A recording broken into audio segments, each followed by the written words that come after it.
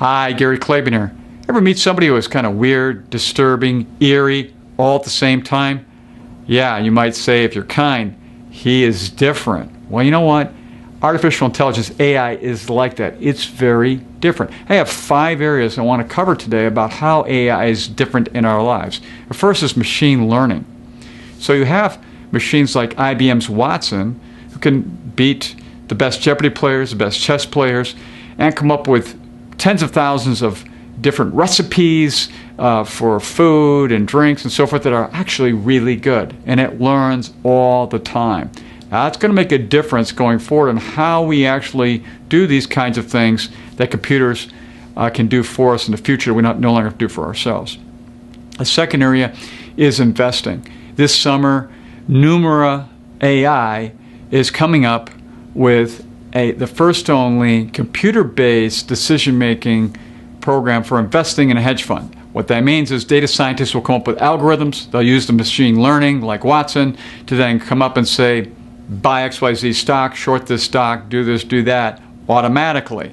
We'll have to see how that goes. But if it's successful, certainly we're going to be looking at moving in that direction in the investment world. Third is cognitive biases. You know, we're 10 times more attention we pay to negative news, negative items than positive. It's a negative bias. So imagine in the future, as you're trying to make a decision and you're talking through or walking through something, the computer pops up and says, Gary, just want you to stop and think. You have a bias here. The facts really are this.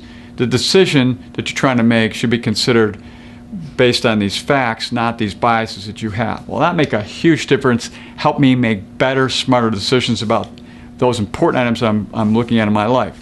Fourth is sensors. There's going to be a trillion of them in 5 years. Right now, we've got many of them around us all the time. It's almost like 1984, and you're going down the street, you've got videos, you've got GPS tracking you, even got different kinds of devices listening to you, and so forth.